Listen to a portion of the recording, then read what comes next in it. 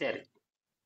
அதாவது பக்கம் பக்கம் 86 பக்கம் 86 for PFA for second and our vegetarian body. The human body is designed to be vegetarian. The tooth structure is meant for vegetarian food. Small canines and strong molars. Our enzymes are designed to digest vegetarian food rather than milk, meat or eggs, but most important, our intestines are specially designed only for vegetarian food. What happens when one eats meat? What happens once eat meat? He must produce excessive bile acid and his stomach to digest the food, especially deoxylic acid. Remember, very, very dangerous. Deoxylic acid. This acid is converted by the Clostridia bacteria. This bacteria converts into the Clostridia bacteria. The acid is converted by the Clostridia bacteria in the intestine into powerful carcinogens. The carcinogens leads to cancer. Enna Piju? Understand carcinogens causes to the lot of many disease. Carcinogens leads to the cancer development. ஐயா page number என்னங்க? Page number 96. Page number 96. Okay. Page number 96. Lesson number 9. Very important news. Very important. Very, very important news for the physical body and mental body. Very, very dangerous.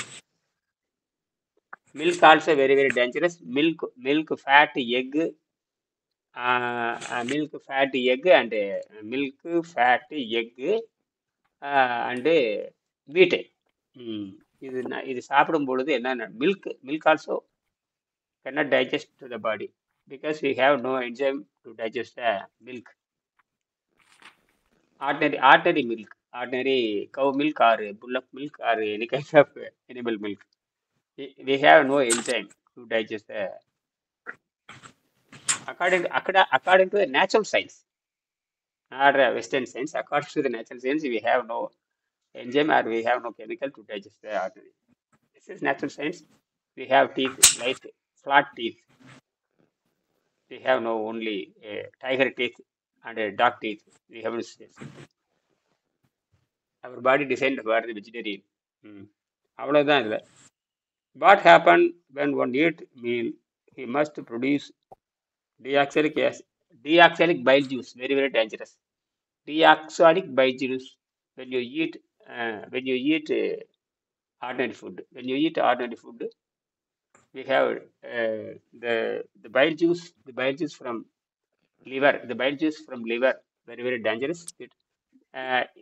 According to the medicine that called anabolic steroid. Anabolic steroid means heavy bile juice. Anabolic steroid means heavy bile juice. Very, very dangerous. The excess man, the bodybuilder can now they can use the anabolic steroid. Very, very dangerous. Only it give up only flesh body, not a health body. சரி, புரிஞ்சிருக்குன்னு நினைக்கிறேன். ஆக நான் அதிகமாக தமிழில் பேசிடுவோம்.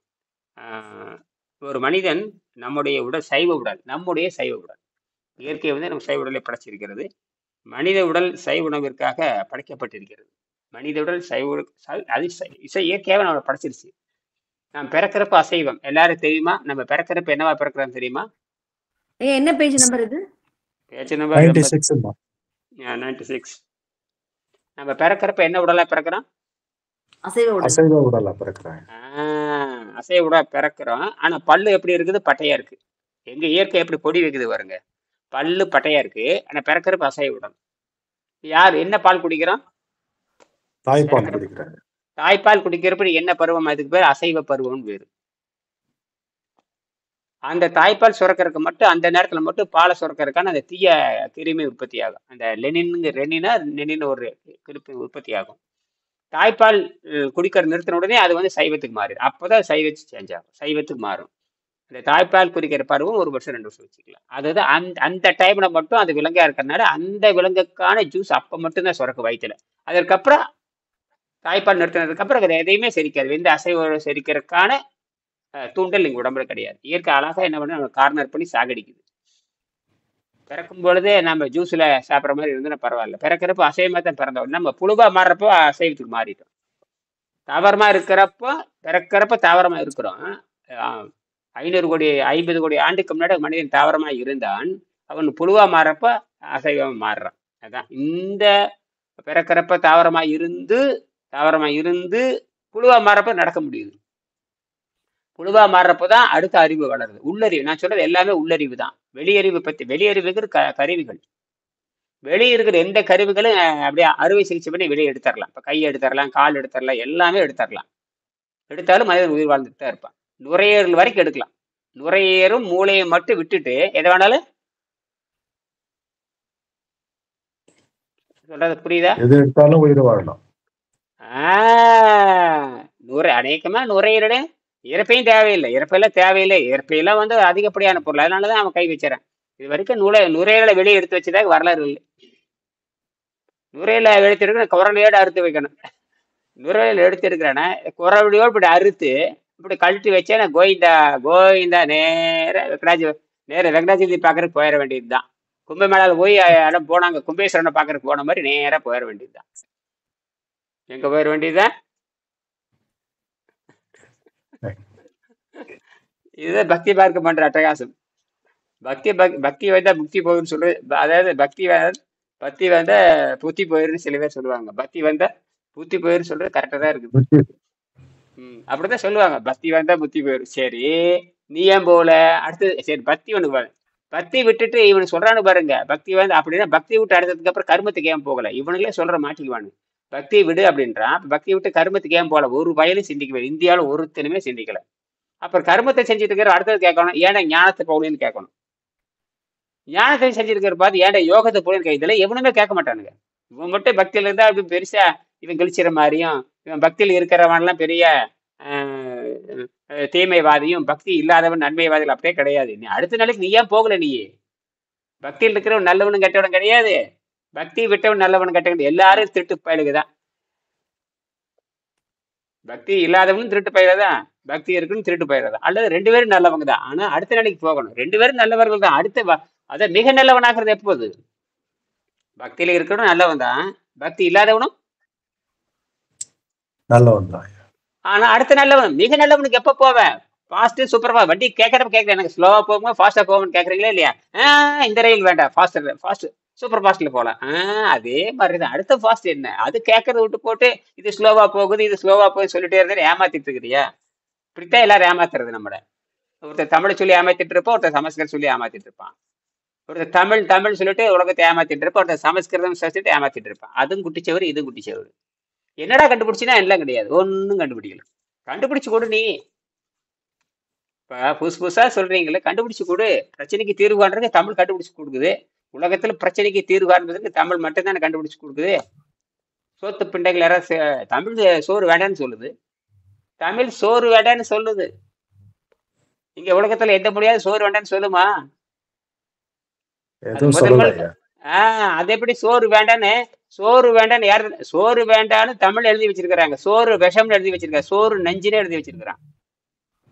சோறு நஞ்சு என்ன சொல்லுவாங்க தெரியுமா? ஐயோ அந்த ஊர்ல அந்த ஏதாவது பூனை அடிக்காதேம்பாங்க, பூனை அடிக்காத, அப்புறம் வந்து வாயில இதை அடிக்காத, அப்படி அடிக்கும்போது சொல்லுவாங்க, டே பூனை அடிச்சின்னா சோறு நஞ்சா போயிருப்பாங்க. எங்க வீட்டுல பூனையெல்லாம் அடிப்பாங்க, கொள்றது, ஓடான் அடிக்கிறது, கொடக்கான் அடிக்கிறது, அதை அடிச்சு கொண்டு வர்றது. இது அடிக்காதரா சோறு நஞ்சா போயிரு. என்ன சொல்லுவாங்க? அந்த ஓடான் அடிக்காத. என்ன சொல்லுவாங்க? இது ஓடான் அடிக்காத, அது அடிக்காத, அது கொள்ளாத. அது வேலியில விளையாண்டுருக்கு. அப்படியே வேலி தானே, நாங்களே வேலியில, எங்க வீடுல பெரிய வீடு, அதுல பார்த்தா நிறைய ஓனானு, உடக்கானு, தவளை இதெல்லாம் அப்படி விளையாண்டுருக்குமா, அதெல்லாம் அடிச்சு கொண்டு வந்து காட்டுறது.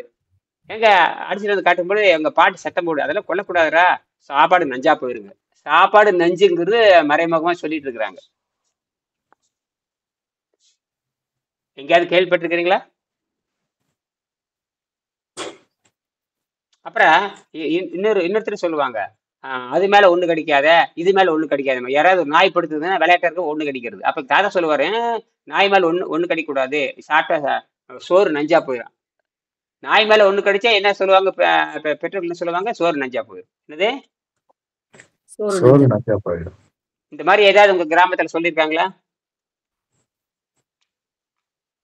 இல்லைங்கய்யா.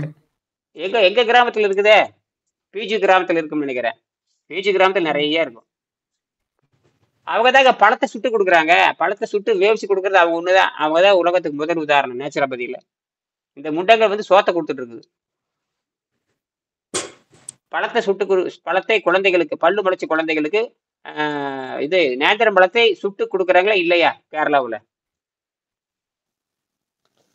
ஜென்ரலாவே எல்லாருமே அது பழம் புழுங்கியதுன்னு சொல்லிட்டு சாப்பிடுவாங்க. வேக வச்சு சாப்பிடுவாங்க. பழத்தையே சுட்டு கொடுப்பாங்க. இந்த அறிவு இந்தியாவில் அவனுக்கு அது இருக்கான்னு கேட்குறேன். ஒரு வயலுக்கும் இல்லையே. நான் என் குழந்தைகளுக்கு அப்புறம் தான் வளர்த்தேன். சிறு வயசா இருக்கிறப்ப என் குழந்தைகளுக்கு, சின்ன வயசா இருக்கிறப்ப என் குழந்தைகளுக்கு நேந்திர பழத்தை தோசைக்கல்ல போட்டு சுட்டு நெய் ஊற்றி கொடுப்பேன். அதை அருமையா சாப்பிட்டா அந்த குழந்தைக்கு நோயே வராது. அதனால என் குழந்தைக்கு நோயே வர்றதில்லை. என் குழந்தைகளுக்கு 2 குழந்தைகளுக்கு நோய்.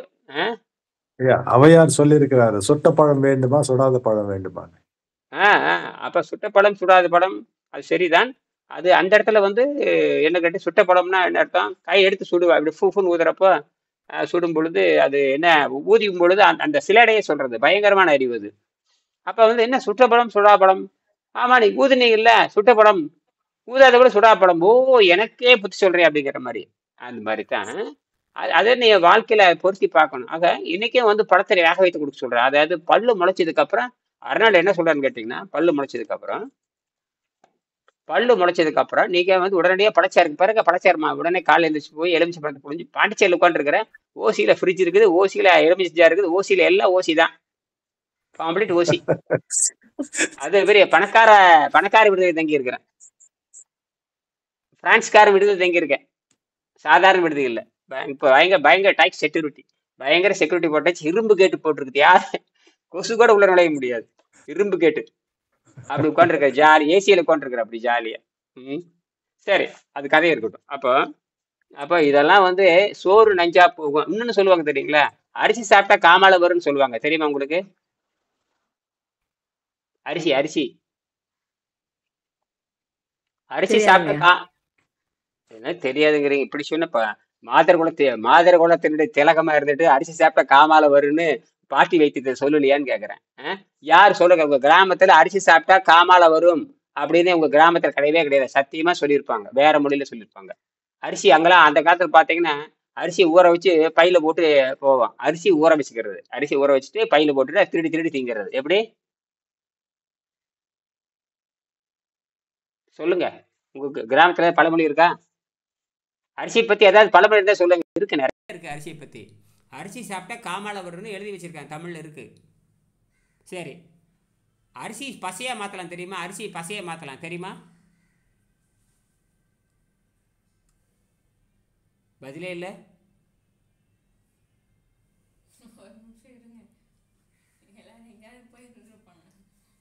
வணக்கம், யாராவது இருக்கீங்களா? கட்டாயிச்சா? ஓ,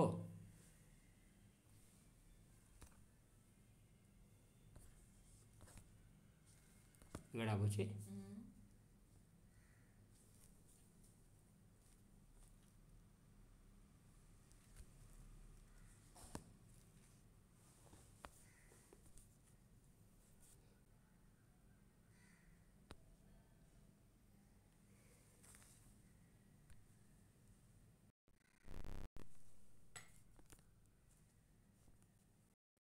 குழுவுல உள்ளவங்க யாராவது பேசுங்க. அதுதான் ஐயா துரசாமி, உங்க மொபைல் நம்பர் சொல்லுங்க. வந்துட்டார் ஐயா, வந்துட்டார். எங்க போச்சுன்னு தெரியல ஐயா. என்னையா நீங்க மியூட் போட்டு இருக்கிறீங்க, மியூட் எடுக்கணும் நீங்க. சரியா? இப்ப வருது ஐயா. எங்க அது வரும். கைப்பற்றுச்சு. சரி சரி சரி சரி சரி சரி. இப்பொழுது அரிசி சாப்பிட்டா காமால வரும்னு சொன்னோம். பழங்காலத்துல பாத்தீங்கன்னா இந்த பச்சரிசி சாப்பிடுவாங்க, ஊற வச்ச அரிசி சாப்பிடு. நல்ல பள்ளிக்கூடம் போறப்ப ஊற வச்ச அரிசி சாப்பிட்டு போவேன். அப்ப எங்க அம்மா எங்க பாட்டி பிடிச்சி சத்தம் போடு, இப்ப அரிசி சாப்பிட்டா காமால வரும்டான்னு சொல்லு. என்னது? காமால அரிசி வரும்ன்றோம். சரி. அரிசி வந்து ஆட்டுக்கு வச்சு என்ன ஆகும்? அரிசி இருக்குல்ல, 1 2 கிலோ அரிசியை வச்சீங்கன்னா ஆடு நல்லா சாப்பிடும். தண்ணி குடிச்சதுன்னு என்ன ஆகும்? ஆடு என்ன பாங்க தெரியுமா? தண்ணி குடிச்சுன்னு என்ன ஆகும் ஆடு? வயிறு வயிறுப்பி போகுங்க. சிக்னல் கட் ஆகி போயா? வயிறுப்பி என்ன ஆகும்? தண்ணி குடிக்கிறதுக்கு வயிறுப்பி என்ன ஆகும்? இறந்து போகும். யார் சொன்னது? பேர் சொல்லுங்க. கரெக்டா சொல்லிட்டீங்க. யார் சொன்னது? தெய்வம் தெய்வம். அதே அரிசி. சரி, அதே அரிசி நாம தின்னா நம்ம காமால வராதா?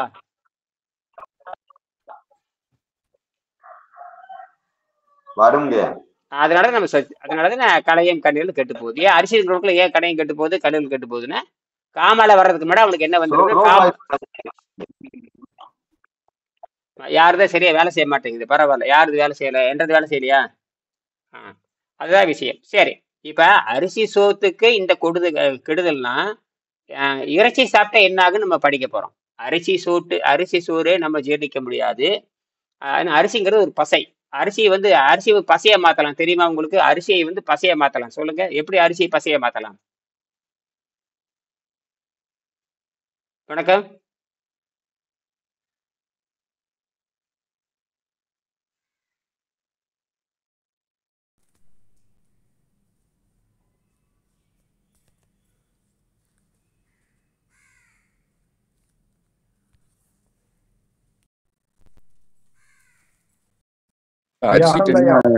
அரிசி தின்னா காமால மொபைல் நம்பர் சொல்றீங்களா? இப்ப வருதா? ஆனந்த். இப்ப வருதா ஐயா? ஏன் அடிக்கடி தகராறு? ஏன் அப்படி தகராறு பண்ணது? யாருதுன்னு என்றது தகராறா? சிக்னல் ப்ராப்ளம் இருக்குது ஐயா. இது சிக்னல் ப்ராப்ளம் இருக்கு. இங்க பக்கத்தால கொண்டிருக்கிறேன். நீங்க வைஃபை ஆன் பண்ணிக்கங்க ஐயா. வைஃபையா? வைஃபை தான் ஓடிட்டு இருக்கு. அது சிக்னல் தான் ப்ராப்ளமா தெரியுது பாருங்க. சிக்னல் தான் ப்ராப்ளம். போயிடுச்சு.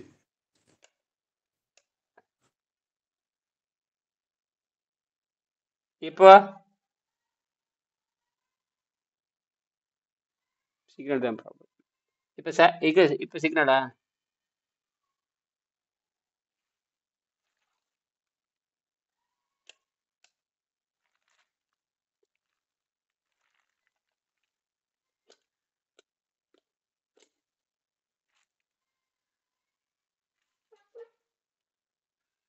இப்ப வருதா? இப்ப வருதா?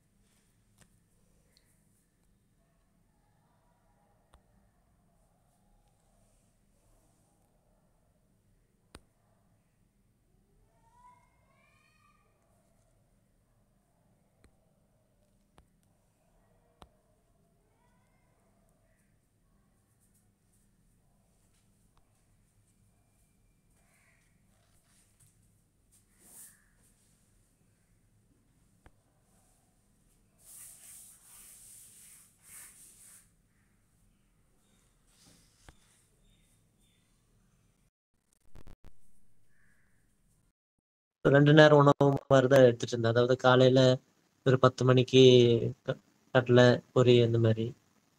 ஓகே, நன்றி ஐயா. வந்துட்டாரு. அப்ப சைவ உணவு சாப்பிடுறது அதாவது எங்க சிக்னல் இருக்குது பக்கத்தாலே. பிரான்ஸ் நாட்டுல அப்படி எல்லா நாடும் இப்படித்தான் இருக்கேன். பிரான்ஸ் நாடா இருந்தானே, ஜெர்மன் நாடா இருந்தானே, எல்லாத்துக்கும் சிக்னல் ப்ராப்ளம் தான். எல்லாத்துக்கும் சிக்னல் அவுட். எல்லாம் மனுஷன் கண்டுபிடிச்சது இப்படித்தான் இருக்கு. வைஃபை கனெக்ஷன் இருக்குயா? அதான் அங்கதான் வைஃபை தங்கி இருக்கிற இடத்துல வைஃபை இருக்கும், அதை கனெக்ட் பண்ணி அதுலதான் ஓடிட்டு இருக்குது. இப்போ வைஃபைல தான் ஓடிட்டு இருக்குது 1 வாரமா. இந்த காம்பவுண்டில் பூரா எடுக்க இந்த வைஃபை. சரி, அது ஏதோ இருக்கு வைஃபை. அப்ப சரி அப்ப சிக்னல் பூரா இப்போ பிஎஸ்எல்ல இருந்து வருது இல்ல, பிஎஸ்எல்ல இருந்து வரும், ஜிஎல்ல இருந்து வரும், எல்லா பக்கம் பிரச்சனை தானே. என்ன பண்ணிட்டு இருக்குது? நேத்து கூட அவர் சொன்னாரு, பாவம் பிரசாந்த் சொன்னாரு, சிக்னல் எடுக்க மாட்டேங்குது எடுக்க மாட்டேங்குது எடுக்கணும்னு சொல்லிட்டே இருக்காரு. அவருக்கு பிரச்சனை. இந்த எப்பவுமே எரிஞ்சிட்டு பளிச்சுன்னு எரியணும். வைஃபை சிக்னல் கனெக்ட் ஆயிருக்கு ஐயா உங்களுக்கு? இதை பாக்குறேன், ஒரு நிமிஷம் இருக்கு பாக்குறேன். சரி சரி ஐயா. European European European European EFEO European French echo டாடூடு எப்படி போடு, ஃப்ரெஞ்ச் எக்கோ டாடூன்னு போட்டிருக்கு, என்னமோ போட்டிருக்கு. இப்போ கேக்குதா? கேக்குது ஐயா. சரி பார்ப்போம் எதோ நடக்குது. அது சில நேரத்தில் அப்படி தான் பண்ணும். உங்களுக்கு நடக்குதா? ஒன்று நடக்குதா? எல்லாம் சரி. இப்போ அரிசி சாப்பிட்டா காமாலை கெட்டு போகும்னா இறைச்சி சாப்பிட்டா என்ன ஆகும்?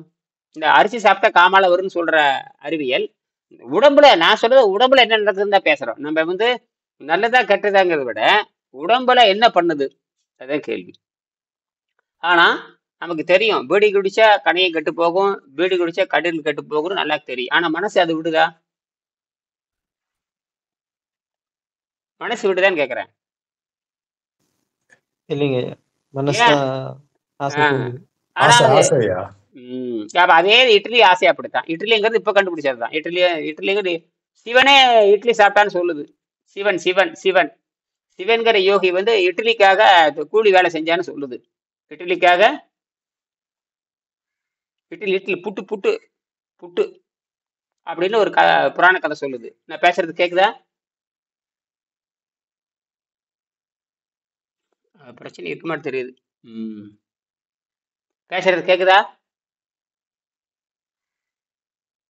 பேசுறது கேட்கலையாட்டு தெரியுது. இப்போ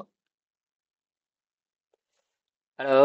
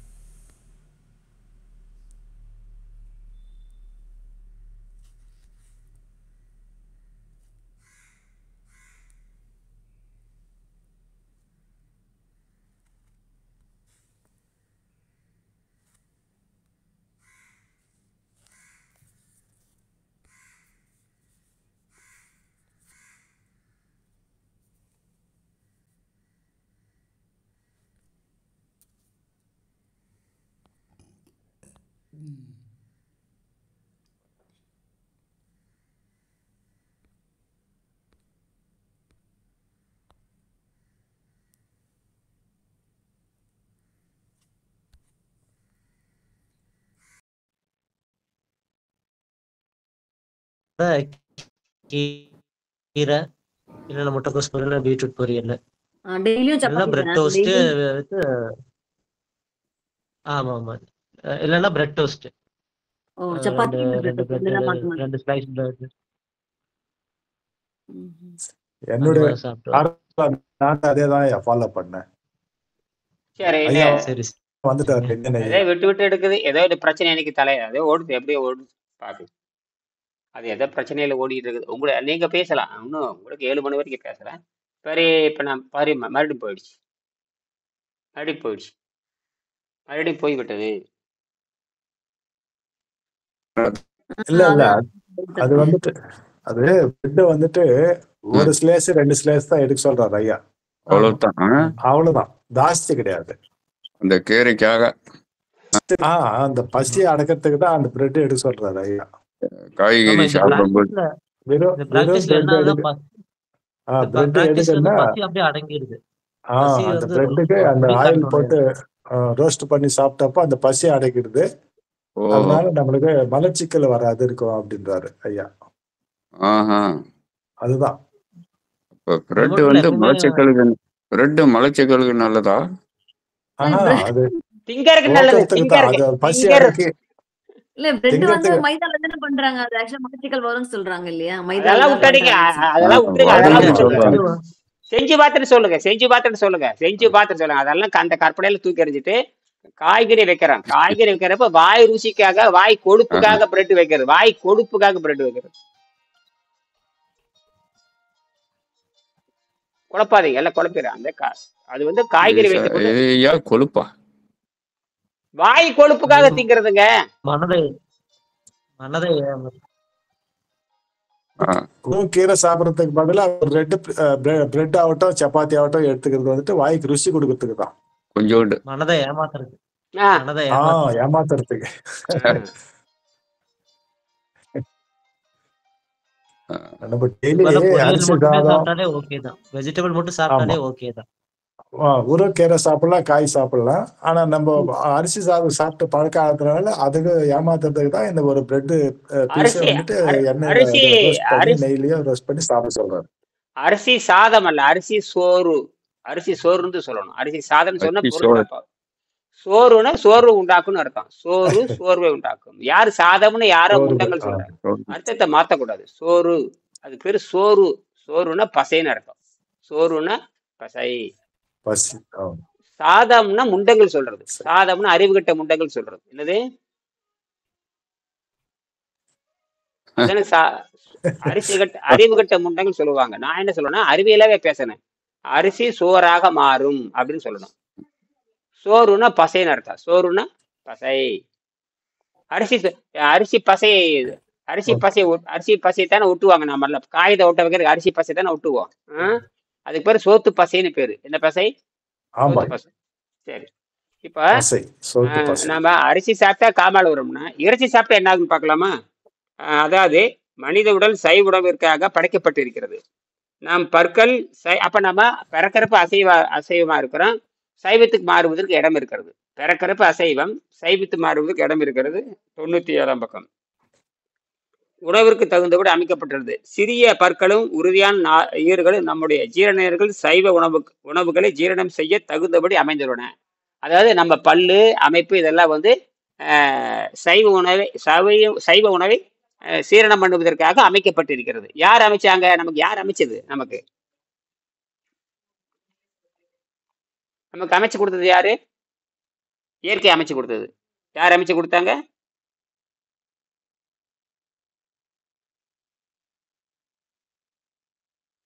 போயிடுச்சு.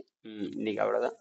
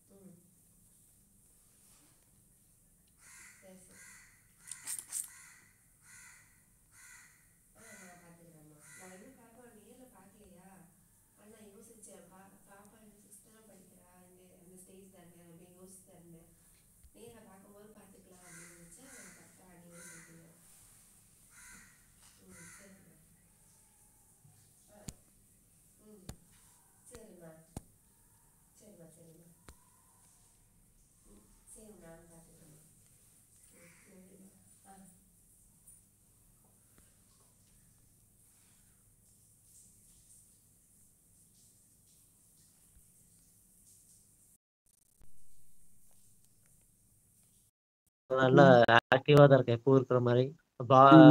பட் உடம்பு வந்து நல்லா காத்து மாதிரி ஆயிருது. இப்ப நீங்க 5 மணிக்கு சாப்பிட்டு மறுநாள் 10 மணிக்கு சாப்பிடுறீங்களா? இல்ல நான் நெக்ஸ்ட் டே சாயந்தரம் தான் சாப்பிடுவேன். நெக்ஸ்ட் டே சாயந்தரம் 5 மணிக்கு தான். 24 ஹவர்ஸ் கழிச்சு தான். ஓகே. ஆமா. பரவாயில்ல.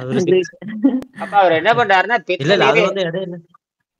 பித்த நீரை சுரக்காம அவர் பண்ணிடுறாரு. அதான் விஷயமே. பித்த நீரை சுரக்காம பண்ணிட்டா அவருக்கு புற்றுநோய் நல்லா.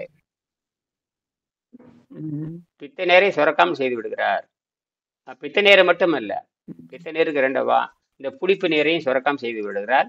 பித்த நீரையும் சுரக்காம செய்து விடுகிறார். மரணச்சடி உண்டாக்குற இந்த 3. அதனால திருவள்ளுவர் சொல்லுவார் வழிமுதலாய் எண்ணெய் 3. ஆக 3 நீரையும் சுரக்காமல் செய்து விடுகிறார் மன வலிமையின் காரணமாக. அதான் வள்ளுவர் சொன்னார். 2000 ஆண்டுக்கு முன்னாடி சொன்னது வந்து இந்த பரிமையில் அழுகிற ஒரு முண்டை வந்து கெடுத்துட்டு போயிட்டான். இப்போ நான் பாண்டிச்சேரி ஆராய்ச்சி மையத்தில் அதான் பேசுறேன். பரிமளகர் முண்டை வந்தது தமிழ்நாட்டுக்கு எடுத்தான்னு பாண்டிச்சேரி மையத்தில் நான் பேசுறேன். இங்க இருக்கிறவங்களை யாருக்கும் புரியல. இவங்க தமிழ இங்க வந்து இதை ஆராய்ச்சி பண்ணிட்டு இருக்கிறாங்க. யாரு திருக்குறள் ஆராய்ச்சி பண்ணிட்டு இருக்கிறாங்க. திருக்குறள் உரை ஆராய்ச்சி பண்ணிட்டு இருக்கிறாங்க. உரையே தப்புன்னு நாங்க சொல்றோம். சில இடத்துல உரையே தப்பு. உரை அவர்தான் ஃபர்ஸ்ட் உரை எழுதினாருங்களா? பரிமளகர் முன்னோட உரை எழுதினாரா? அந்த முண்டத்தோட சேர்ந்து நிறைய முண்டங்கள் எழுதினாங்க. வாத்தியாருங்களும் முண்டங்களா இருக்கிறாங்கிறது பிரச்சனை. இப்ப நான் முண்டமா இருக்கணுங்கிற அவசியம் இல்லை. வாத்தியார் முண்டமா இருக்கக்கூடாதுங்கிறத விஷயமே. அதனாலதான் நான் சொல்றேன், இந்த இனியன் முண்டம் கூட நேத்து கூட முண்டமா தான் இருந்தது. அப்புறம் தான் வந்து தமிழ் முண்டங்கள் தான் தமிழுக்கு எடுத்திருக்குன்னு அப்புறம் தான் புரிஞ்சுட்டேன் நான். தமிழ் முண்டங்கள் தான் எதற்கு எடுத்திருக்குது?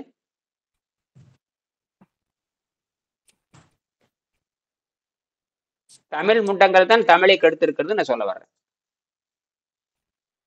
என்ன பீஜு?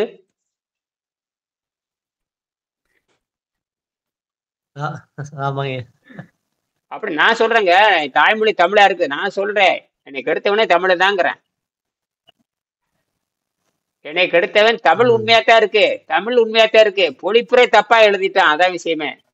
அதான் அதாவது பாரதி சொல்வாரு, படித்தவன் பாவம் செய்தால் அவன் ஐயோ வென்று போவான் அப்படின்னு எழுதியிருக்காரு. பாரதி தான் சொன்னார், படித்தவன் பாவம் செய்யக்கூடாது. படிச்சவன் பாட்டை கெடுத்தனா எழுதுனவன், படிச்சவன் பாட்டை கெடுத்தான், எழுதுனவன் அப்படின்னு சொல்றான். அப்ப என்ன கெடுத்தல வச்சிருக்கிறீங்க நீங்க? ஆழ்ந்த நோக்கு மறந்த காரணத்தால ஒரு சமூக உலகத்தையே ஆழ்ந்த அவனுடைய சாப்பாட்டு பழக்கத்தை போட்டு விட்டு போயிட்டான் அந்த பரிமளகர்.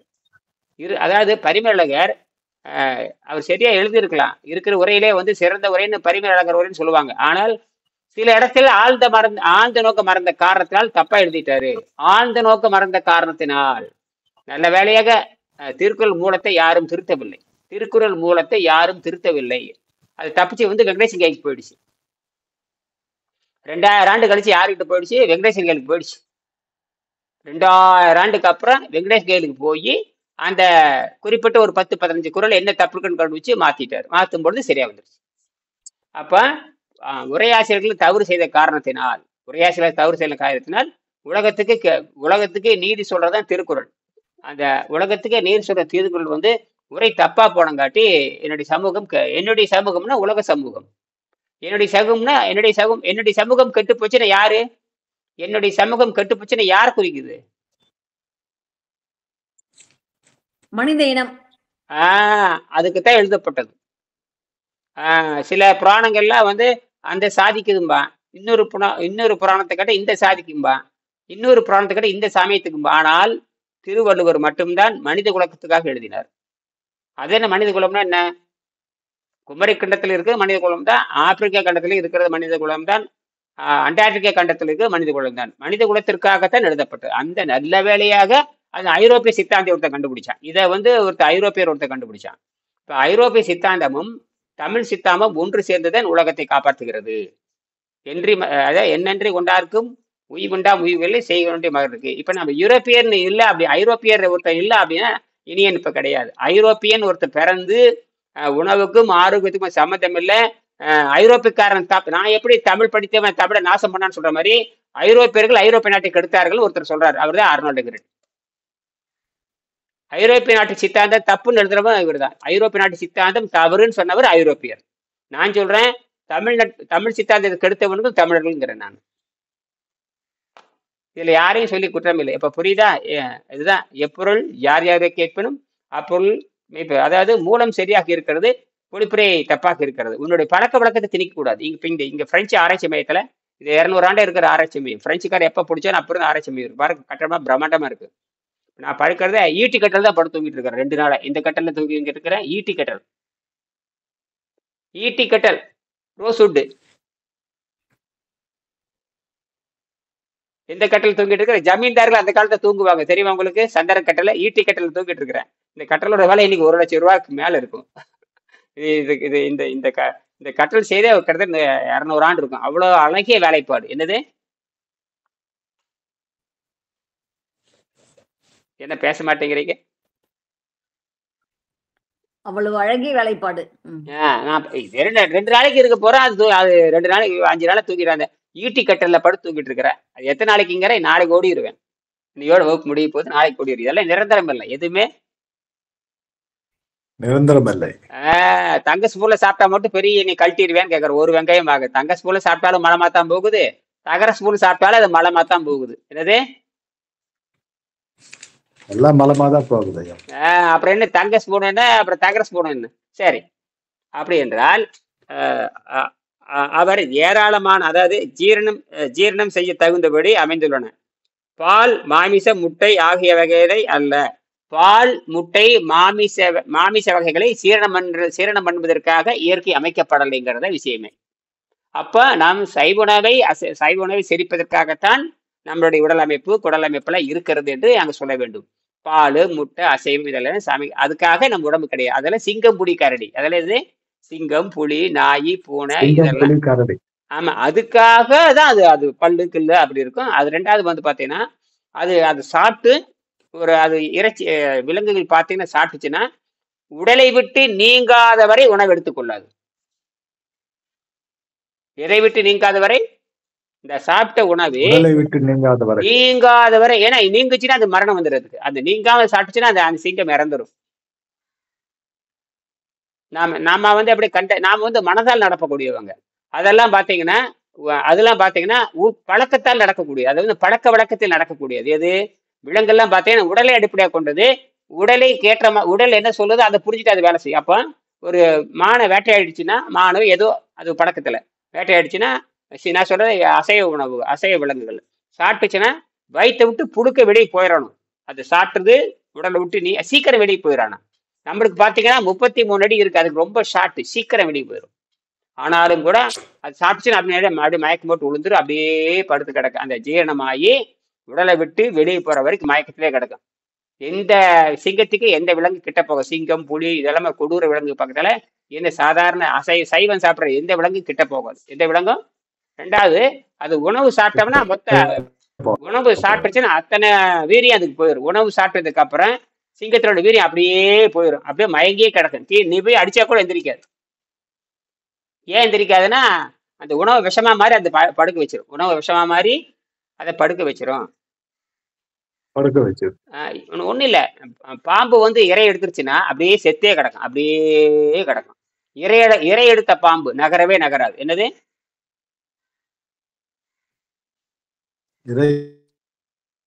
எடுத்த பாம்பு நகராது. கிட்ட போங்க, சீரவே சீராது. குஷுன்னு சத்தமும் போடாது, ஒன்றும் பண்ணாது. ஏன்னா அதுக்கு மயக்கம் வந்துடும். அதாவது அதனாலதான் எல்லாம் உடலை விட்டு நீங்க சுருட்டு போறோம். உடலை விட்டு நீங்கிய பிறகு அப்ப ஒரு பாம்பு வேகமா நகருதுன்னா அந்த வயிற்றுல ஒண்ணு இருக்கக்கூடாது. ஒரு சிங்கம் வேகமா ஓடுதுன்னா வயிற்றுல எதுவும் இருக்கக்கூடாது. ஒரு புலி வேகமா ஓடுதுன்னா வயிற்றுல எதுவும் இருக்கக்கூடாது. சிறுத்தை வேகம் 112 கிலோமீட்டர் வேர்ல்டு ரெக்கார்டு. சீட்டா 112 கிலோமீட்டர் வேகத்தில் போடும். 3வது செகண்ட்ல அந்த ஸ்பீடு வரும். உலகத்திலேயே உடனடியே 3வது செகண்ட் 4வது செகண்ட்ல அந்த 120 கிலோமீட்டர் வேகத்தை அச்சீவ் பண்ணிடும். ஆனால் அது அதிகபட்சமாவே பார்த்தீங்கன்னா ஒரு 30 வினாடி 35 வினாடிக்கு மேல அந்த வேகத்தை அது தொடர்ந்து தக்க வைத்துக் கொள்ள முடியாது. அதுக்கு மேல போச்சு மண்டை வெடிச்சு அது செத்து போயிடும். அதனால அதுக்குள்ள விலங்கை வேட்டையாடிடும். ஆனால் சைவ உணவு சாப்பிட்டு ஒரு விலங்கானது தொடர்ந்து 70 கிலோமீட்டர் வேகத்துல ஒரு நாள் பூரா ஓடிட்டு இருங்க. டக்கடி டக்கடி டக்கடி டக்கடி டக்கடி 70 கிலோமீட்டர் வேகத்துல 1 மணி நேரம் 2 மணி நேரம் 3 மணி நேரம் ஓடிட்டே இருக்கு. ஆனால் கடுமையான வேகத்துல போகக்கூடிய சிறுத்தையானது அதிகபட்சமா 35 செகண்ட் 45 செகண்ட் தான். அதுக்குள்ள எதை பிடிச்சிடும்? 70 கிலோமீட்டர் வேகத்துல போகக்கூடிய ஒரு விலங்கு அது பிடிச்சிடும். 99 விழுக்காடு வெற்றி அடையும், ஒரு விழுக்காடு தான் தோல்வி அடையும். இதுதான் இயற்கையுடைய பரிணாமம். அப்ப ஆனா அந்த சிறுத்தையோட வயிறு காலியாக இருக்க வேண்டும். எப்படி? காலியாக இருக்கணும் ஐயா. வயிறு நிறைஞ்சிருந்தா போகுமா? போகாது ஐயா. அதேதான் நமக்குமே. தின்னு போட்டு நீங்க வேலை செய்யுங்க பார்க்கலாம். தின்னு போட்டு நல்லா வயிறு 10-15 இட்லி தின்னுட்டு 100 மாடி படிக்கட்டு ஏறுங்க பார்க்கலாம். வயிறு நிறைய ஃபுல்லா சட்னி சாம்பாரோட 10 இட்லி சாப்பிட்டுட்டு ஃபுல்லா அடிச்சதுக்கு அப்புறம் ஏற சொல்லுங்க பார்க்கலாம். 100 மாடி உடனே 5 நிமிஷம் ஏற சொல்லுங்களா பார்க்க. ஏறினாலே செத்தா ஹார்ட் அட்டாக் வந்து சாவானா சாவ மாட்டானா?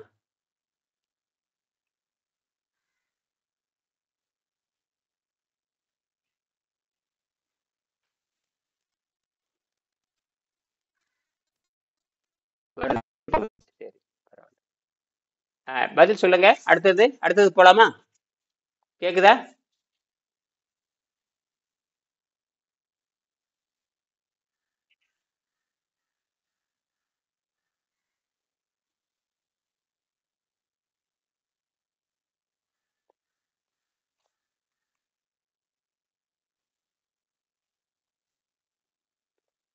வணக்கம்.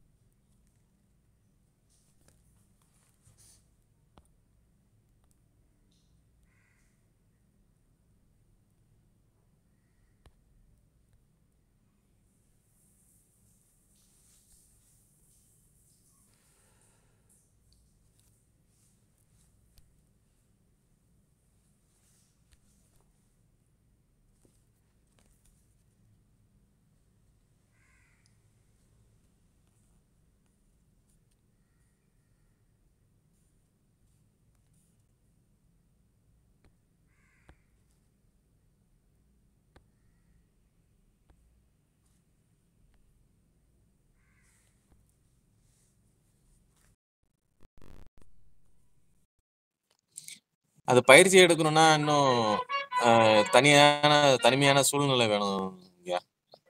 இல்ல இருக்கு, நம்ம இருக்கிற இடத்துல இருந்து அப்படியே பண்ணலாம் கொஞ்சம் கொஞ்சமா. அந்த உணவை படிப்படியா கம்மி பண்ணிட்டு நீர்ல வரணும். ஆமாங்க. அதான் செய்யலாம். சரிங்க. சூழல்லாம் ஒண்ணும் இல்ல, தண்ணி பாட்டில் பக்கத்துல வச்சுக்கிறது தான் சாராய பாட்டில் மாதிரி. உதாரணம் ரொம்ப நல்லா சொல்றீங்க ஐயா. அனுபவம் தான். எல்லாம் கை காலெல்லாம் ஒடிச்சு சுத்தி உக்காந்து இருக்குது இல்ல, போய் எல்லாம் வயசு. மணிகண்டன், நீங்க மணிகண்டன் சொல்லுங்க. இருங்க, மணிகண்டன் சொல்லுங்க. மணிகண்டன் சொல்லுங்கய்யா. உங்க பிரச்சனை சொல்ல, டக்குன்னு சொல்லுங்க. ஒரு நிமிஷம், உங்க பிரச்சனை என்னன்னு சொல்லுங்க. நீங்க தான் மறக்க முடியும், மரம் வச்சிருக்கல, மரம் வீரன் வரலையே, கேக்கலங்கய்யா. நீங்க தான் மரம் தூக்குறாள். மரம். வீரன் வந்திருக்கீங்களா? வீரன் வந்திருக்கீங்களா? வீரன் வெல்டிங் பண்ற வீரன் வந்திருக்காரா? இல்ல, கடுமையான சக்கர நோயாளி. வெல்டிங் பண்ற வீரன் வந்திருக்கீங்களா? இல்ல, வரல சார். அவருதான். அவரு எங்கே பாவம், கடுமையான சக்கர நோய். பேசுறவங்க கொஞ்சம் சரி. அது நீங்க அவங்க பசி தாகத்தை கட்டுப்படுத்துறதுக்கு நீங்க உணவு பழக்கத்தை மாத்திக்கலாம். பசி தாகத்தை 19ஆம் பாடத்தை படிச்சீங்கன்னா பசி தாகத்தை கட்டுப்படுத்திக்கலாம். அது நீங்க உணவு பழக்கத்தை மாத்திட்டு அந்த சந்திரா அவங்க கொஞ்சம் மியூட் பண்ணுங்க. சந்திரா அவங்க மீட் பண்ணுங்க. இந்த யாருங்க பேசிட்டு இருக்கிறாங்க? சந்திரா அவங்க கொஞ்சம் நிறுத்துங்க. சந்திரா பண்ணிட்டாங்க. கொஞ்சம் பேசும்பொழுது நீங்க என்ன பண்ணீங்கன்னா மியூட் பண்ணிக்கங்க. ரைட்டு. மியூட்னு என்ன, சைலண்ட்ல போட்டுறதுதான். சைலண்ட் பண்ணிக்க வேண்டியதுதான். சரி, இந்த மணிகண்டன் உணவு பழக்கத்தை மாத்திக்குங்க. உணவு பழக்கத்தை மாத்திட்டா சரியா போய். உணவு பழக்கத்தை மாத்திட்டு வேறு உணவு போயிருங்க. அதாவது இந்த உணவுல இருந்து அதுக்கு போனீங்கன்னா நீங்க மாறிக்கிறீங்க. உங்களுக்கு எந்த உணவு, இந்த காய்கறி கீரைகள் விட்டுட்டு பழங்கள் கொட்டைகளுக்கு மாறிக்கலாம். ஈஸி. அதாவது உலர்பழங்களுக்கு மாறிக்கலாம். பசி தாகத்தை கட்டுப்படுத்துறதுதான், வேற ஒன்றும் இல்லை. பசி தாகத்தை கட்டுப்படுத்துறது எதில் வேணா கட்டுப்படுத்திடலாம். இந்த உலர்பழங்கள் கொட்டைகள் சாப்பிட்டா கட்டுப்படி ஆயிடும். அரிசி சோறு தான் திங்க வேண்டும் என்று எந்த விதியும் கிடையாது. இதெல்லாம் தப்பா. நீங்க அப்பா அம்மா சாப்பிட்டதை நீங்க காப்பி அடிச்சிட்டு இருந்தீங்க, நீங்க போய் சேர வேண்டியதுதான். அப்பா அம்மாவுக்கு அறிவு இல்லாம இருக்கலாங்க. அப்பா அம்மாவுக்கு அறிவு இல்லாம இருக்கலாம். என்னது? அப்பா அம்மாவுக்கு அறிவு இல்லாம இருக்கலாம். உங்களுக்கு எங்க போச்சு அறிவுன்னு நான் கேட்கறேன். கேட்டா பொண்டாட்டி சமைச்சு கொடுக்குற, எங்க மாமனார் சமைச்சு கொடுக்குறாரு, எங்க மாமனார் வீட்டுக்கு போனேன், எங்க மச்சான் வீட்டுக்கு போனேன்னா அந்த வேலையில அங்க அவரோட வச்சுக்கணும். உடம்பு கெட்டு போதும், நீ தான் திருந்திக்கணும். நானும் அப்படிதான். என் பொண்டாட்டிகளை சாப்பிட்டு 30 வருஷம் ஆச்சு. என் பொண்டாட்டி கையில உணவு சாப்பிட்டு எத்தனை வருஷம் ஆச்சு? 30 வருஷம் ஆச்சு. நீங்க நேற்று வரைக்கும் சாப்பிட்டு தான் இருக்கிறீங்க. அந்த கேசவன் கடை போய் நம்பிட்டு இருக்காரு. பொண்டாட்டி எங்கேயும் போயிடுச்சு தெரியுது. கேசவன் கடையை நம்பிட்டு இருக்காரு. கடைக்கு போறவன் கடையா போறவன்னு சொல்லியாச்சு. இப்படித்தான் நான் எச்சரிக்கை தான் பண்ண முடியும், அடிக்கல முடியாது. எச்சரிக்கை போல ஏன்னா உங்களை பத்தி எனக்கு அக்கறை கிடையாது. நான் தப்பித்துக்காக வேண்டும், இரியன் தப்பித்தாக வேண்டும். நான் எப்படி தப்பிக்கிறேன்னு உங்களுக்கு சொல்லித்தரேன், அவ்வளவுதான். நீங்க இருந்தா என்ன போனா என்ன, எனக்கு பத்தி கவலையே கிடையாது. இருந்தா என்ன போனா என்ன. எட்டி மரம் சொல்லுவாங்க, எட்டி மரம் கசப்பான எட்டி மரம் காய்த்தல் என்ன காய்த்து பயனிடம்பாங்க. ஈயா லோபிகள் இருந்தென்ன போய் என்ன எட்டி மரம் காய்த்தல் என்ன காய்த்து பயனன்னு சொல்லுவாங்க. அந்த மாதிரி தான் எச்சரிக்கை மட்டும்தான் கொடுக்கும் ஆசிரியர், எச்சரிக்கை மட்டும்தான் சொல்லுவார், அவ்வளவுதான். சரியா? என்ன தயாளன், ஆசிரியர் என்ன சொல்ல முடியும்? எச்சரிக்கை தான் கொடுக்கும். அப்போ எச்சரிக்கை தான் செய்ய முடியும். நான் மாற மாட்டேன்னு சொன்னா ஒண்ணும் பண்ண முடியும். உடனடியே மாறிடும். உடனடியே மாறவன் தாங்க அறிவாளி. உண்மையை சொல்லிட்டு உடனடியாக மாறிட வேணும், நேரடியே போயிட வேண்டும். அப்புறம் அவருக்கு பேர் அந்த மணிகண்டன் சொல்லியாச்சு, நீங்க உடற் பழங்களும் கொட்டைகளும் சாப்பிட்டு பழகுன்னு சொல்லியாச்சு, அவ்வளவுதான், மாறிக்க வேண்டியதுதான். ஏன்னா அவர் கடுமையான மர வேலையில் செய்யறவர், அப்படிதான் மணிகண்டன். தயாளுக்கு நான் பேசுறது கேக்குது இல்லையா? தயாளுக்கு நான் பேசுறது கேக்குது, சரியா? சரி, இதை வச்சு சமாளிப்பா, விடுங்க. ஏதாவது பிரச்சனை இருந்துட்டு போகுது. சரி. இப்போ நம்ம இந்த அசைவம் சாப்பிடுகின்ற உடல்ல என்ன மாற்றம் நடக்குதுன்னு இந்த ஆராய்ச்சி இருக்குது. அதாவது பார்த்தீங்கன்னா, இதுக்கு பேர் பார்த்தீங்கன்னா உயிர்களை நேசிக்கின்ற ஒரு அமைப்பு. அதாவது பார்த்தீங்கன்னா 4 செகண்ட் ஃப்ரெண்ட்ஸு அப்புறம் வெஜிடேரியன் பாடி. இப்போ பிஎஃப்ஏன்னு சொல்லுவாங்க. பிஎஃப்ஏங்கிற ஒரு இன்டர்நேஷனல் அமைப்பு. அதாவது உயிர் உடலை சாப்பிடாம இருக்கிற அமைப்பு. அதாவது பிஎஃப்ஏன்னு சொல்லுவாங்க. பிஎஃப்ஏ அது ஒரு பெரிய ஃபெடரேஷன் இருக்குது, உலக அமைப்பு. உலகத்தில் இருக்கிற பெரிய அமைப்பு. அந்த அமைப்பில் சேர்ந்தவங்களை என்ன சாப்பிட மாட்டாங்கன்னா அசைவம் சாப்பிட மாட்டாங்க. அதுக்கு பேர் பிஎஃப்ஏ. என்னது? PFA, for second friends. For second அப்படின்னா கை கொடுக்கறது, உயிர்களை பார்த்து கை கொடுப்பது. இதை தான் வள்ளுவர் 2000 ஆண்டுக்கு முன்னாடி எழுதினார். புலால் சாப்பிடாதீங்கன்னு 2000 ஆண்டுக்கு முன்னாடி எழுதினார். இப்போ அதை உலக அமைப்பா கொண்டு வர்றாங்க. அதை வேட்டையாடாதே, திமிங்கலத்தை வேட்டையாடாதே. சில எல்லாம் சொல்றாங்க இல்லையா, சட்டம் போடுறாங்க. இப்ப திமிங்கலத்தை வேட்டையாடுறாங்க இல்லையா, எல்லா நாடுகளும் சேர்ந்து திமிங்கலத்தை காப்பாற்றுறதுக்கு முயற்சி பண்றாங்க. அதே மாதிரி இவர்கள் தான் அசைவ உடல் சாப்பிட்டால் என்ன நடக்குன்னு எழுதுறாங்க. அது அந்த கட்டுரை உலக புகழ் பெற்ற, அது பேர் பிராணிகளின் நலச்சங்கம்னு பேரு. விலங்குகளின் நலச்சங்கம்னு பேரு. அந்த பிராணிகள் உடலை சாப்பிடாதவன் பேரு. பிராணிகள் உடலை சாப்பிடாதவர்கள் அப்படின்னு அமைப்பு, அது பேரு. உலக புகழ் பெற்ற அமைப்பு. நீ அந்த சங்கத்துல சேர்ந்துட்டீங்கன்னா முதல் விதி, நீ பிராணிகள் உடலை சாப்பிடக்கூடாது. என்னது? சாப்பிடக்கூடாது அப்படிங்கிறத அதனுடைய உயரிய கொள்கை. எப்படி வள்ளலார் அசைவம் சாப்பிடாதுன்னு சொன்னார் இல்லையா? வள்ளலாறு மட்டும்தான் அசைவம் சாப்பிட வேணான்னு சொன்னாரான்னு கேட்டேன். வள்ளலாறு மட்டும்தான் அசைவம் சாப்பிட வேணான்னு சொன்னாரான்னு கேட்கிறேன். இல்ல, நிறைய பேர் சொல்லியிருக்கிறாங்க. வள்ளலாறு காலத்துல அவரும் சொல்லிட்டு போயிட்டார். வள்ளலார் காலத்துல அவரும் என்ன சொல்லிட்டு போயிட்டார், வேண்டாப்பா சாப்பிடாதீங்க. அப்புறம் புலால் அருந்துகின்றவர்கள் உள்ளே வராதுன்னு முன்னாடியே பெரிய பலகையிலே போட்டிருக்காங்க. ஞான சபைக்கு உள்ள போனீங்கன்னா எல்லா இடத்துலயும் அந்த 8 கதவு இருக்கும். 8 வழியிலையும் நீங்க போலான்னு நினைக்கிறேன். நான் போய் பார்த்துட்டு வந்தேன். பாத்தீங்கன்னா புலால் உண்பவர்கள் உள்ளே வரக்கூடாது. ஆகினால அந்த யோக்கியமா இருக்கிறவன் போகக்கூடாது. அப்ப புலால் உண்ணாதுன்னா பாலும் புலால் என்று புரிய வேணும். பால், இறைச்சி, முட்டை, வெண்ணெய் எத்தனையும் அது புலால் இருந்து வரக்கூடியதுதான். எல்லாம் தின்னுட்டு போற குலமாதான்னு பேசிட்டு இருப்பேன். குடிக்கிறதெல்லாம் நெய், திங்கிறதெல்லாம் பால், கேட்ட தூய்மைன்னு பேசுவானுங்க. என்னது? மாட்டுக்கறி திங்கிறவன கொலை செய்வாங்க, மாட்டுப்பாலை குடிக்கணும் நீ கொலை செய்ய. தப்புனா எல்லாம் தப்பு தானே. கடைசியில திருப்பதி நெட்டுல மாட்டு கொழுப்பு கலந்துருக்காட முண்டங்களே. கொழுப்புனா அது மாட்டு கொழுப்பு தான்டா. அது என்ன திருப்பதி லட்டு கொழுப்புல செய்யாம இப்ப எதிர செய்வாங்க? மாவுல செய்வாங்களா? ஐயோ, திருப்பதி லட்டு கொழுப்புல தான் செய்வாங்க. லேப்ல போனோம்னா அது அனிமல் ஃபேட்டா இல்லைன்னு தான் சொல்லுமே தவிர அது நெய்ன்னு சொல்லாது. அது அனிமல் ஃபேட்டா இல்லையா? ஆமா, அனிமல் ஃபேட்டுன்னு சொல்லும். அனிமல் ஃபேட் எங்க இருந்து வரும்? கொழுப்புல இருந்து வரும். கொழுப்புங்கிறது வரும். அது கொழுப்புக்கும் ஃபேட்டு தான். பாலை கடைஞ்சி எடுத்த ஃபேட் தான். அப்ப வேதியியல் கரெக்ட் அதான் மாத்திட்டான். எல்லாரும் மாட்டிட்டாங்க. கண்டபடி பேசி கண்டபடி உடனே மாட்டிட்டாங்க. புரியுதுங்களா? அதனால கொழுப்பு உடம்பு கெடுதல், அதான் விஷயமே. அதுல ஒரு கதை ஓடிட்டு இருந்தது. அதான் இந்த மாதிரி தான் பிசாசு உள்ள பூந்து பேசிக்கிட்டு இருப்பாங்க. ஆக பகவத்கீதை என்ன சொல்லுதுன்னா, ஆகாரத்தை விட்டவன் யோகியன் எழுதி வச்சிருக்கிறான். ஆகாரத்தையும் சுவையும் யார் விடுகின்றானோ அவன் யோகியன்னு எழுதி வச்சிருக்கிறான். ஆகாரத்தையும் சுவையும் விட வேண்டும். என்ன கேசவன்? ஆமாங்க. ருஷி ருஷி விடணும். அப்படிதான் படும். சரி, சில வருடங்களுக்கு முன்பு ஸ்டாபிலோகோசி, இது அதுக்கப்புறம் பார்த்தீங்கன்னா ஆக மாற்றப்படுகின்றன. அதாவது அவர் ஏராளமான பித்த நீரை தன் வயிற்றில் சுரக்க வைக்க வேண்டி உள்ளது, முக்கியமாக டிஆக்சைலிக் அமிலத்தை. இந்த அமிலம் தனது குடலில் உள்ள குளோஸ்டோரியா பாக்டீரியாவினால் சக்தி மிக்க கார்சினோஜென்ஸ் ஆக மாறுகிறது. அதாவது 1 சாப்பிட்டா 7-8 மாறுது. 1 சாப்பிட்டா 7-8 மாறுது. 1 சாப்பிட்றீங்க, ஒரு கிருமி இன்னொன்னா மாத்துது, அந்த கிருமி இன்னொன்னா மாத்துது. அதாவது வீரியமிக்க விஷமாத்தான் மாத்துது தவிர வீரியத்தை குறைக்கவில்லை. வீரியத்தை குறைக்கவில்லை, சாகரத்துக்கு நோக்கி தான் போகுது. இந்த கிருமி வந்து மேம்படுத்துது. சாவறதுக்கான விஷத்தன்மை உள்ள கிருமிகளை மேம்படுத்துது. சாகரத்துக்கான விஷத்தன்மை உள்ள கிருமிகள் என்ன பண்ணுதுங்க? மேம்படுத்துது. அதுதான் அது பண்ணுது. இந்த இறைச்சி சாப்பிட்டா ஒவ்வொரு பாக்டீரியா என்ன பண்ணுது?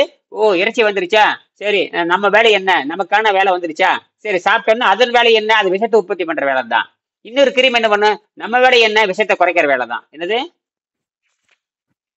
விஷத்தை குறைக்கிற வேலை. அப்ப பாக்டீரியால தான் விஷயம் இருக்குன்னு கண்டுபிடிச்சிட்டானுங்க. பாக்டீரியால தான் இந்த விஷயமே இருக்கு. டிஎன்ஏல ஒரு வெங்காயம் கிடையாது. இப்ப டிஎன்ஏ பத்தி பேசுறான்னு பாருங்க, செருப்படி உழுவு போகுது பாருங்க. கொஞ்ச நாள் செருப்படி உழுவு போகுது எல்லாத்துக்கும். டிஎன்ஏ பத்தி பேசுறவன் பயோ இன்ஃபர்மேட்டிக் டெக்னாலஜி பத்தி பேசுறவனுக்கு செருப்படி உழுகு போகுது பாருங்க கொஞ்ச நாள்ல. ஏன்னா பாக்டீரியா தூய்மையாக இருந்தால் டிஎன்ஏவை சரி செய்தரலான்னு கண்டுபிடிச்சாச்சு. இப்போ பாக்டீரியாவை எப்படி தூய்மை செய்வீங்க? நாம் எதுவுமே சொல்லியாச்சு. இந்த உணவை சுத்தம் செய்கின்ற பொழுது சுத்த ரத்தத்தில் தீய கிருமிகள் வாழ முடியாது எழுதியாச்சு. இதுல வெங்கடேசன் எழுதி இருக்காரு, சுத்த ரத்தத்தில் கிருமிகள் வாழ முடியாது. எந்த கிருமிகள்? தீய கிருமிகள் வாழ முடியாது. நல்ல கிருமிகள் வாழும், தீய கிருமிகள் வாழாது. இதை கண்டுபிடிச்ச நல்ல கிருமிகள் தீய கிருமிகள் கண்டுபிடிச்சவனே யாருன்னு கேட்டீங்கன்னா ஜெர்மனிக்காரன் தான். 1884 கிறிஸ்டியன் கிரஹாம் மைக்ரோபாக்டீரியா சயின்டிஸ்ட்னு போடுங்க. கிறிஸ்டியன் கிரஹாம் மைக்ரோபாக்டீரியா சயின்டிஸ்ட்னு போட்டீங்கன்னா வந்துருவார். அவர் தான் வந்து இந்த பாக்டீரியாவை கண்டுபிடிச்சு எழுதுறாரு. இந்த மாதிரி 2 வகையான பாக்டீரியா இருக்கு.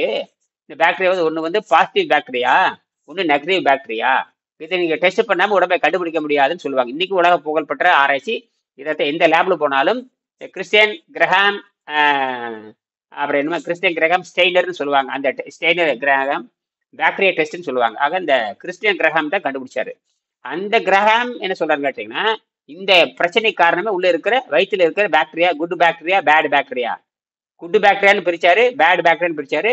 அது பிளஸ் பாக்டீரியா, மைனஸ் பாக்டீரியா அப்படி சொல்லுவாங்க. பாசிட்டிவ் பாக்டீரியா, நெகட்டிவ் பாக்டீரியான்னு சொல்லுவாங்க. இப்போ நம்ம என்ன பண்றோம்னா பிளஸ் பாக்டீரியாவை அதிகப்படுத்துறோம். இந்த பாக்டீரியாவை பிளஸ் பாக்டீரியா அப்படின்னு சயின்ஸ் சொல்லுது. நாம அப்படி கொண்டு வர பிளஸ் பாக்டீரியா அதிகப்படுத்தணும்னா உலகத்துல வெங்கடேசன் தான் கண்டுபிடிச்சு கொடுக்குறாரு. உலகத்துல ஆரோக்கியத்தை மலிவா கொடுக்கறது, சும்மா கொடுக்கறது உலகத்துல ஒன்றுதான். எல்லாரும் ஆரோக்கியத்தை காசு வாங்க, நம்ம ஆரோக்கியத்தை காசு வாங்க தேவையில்லை. சரியா? சரி, முடிச்சுக்கலாம். மணி என்னாச்சு?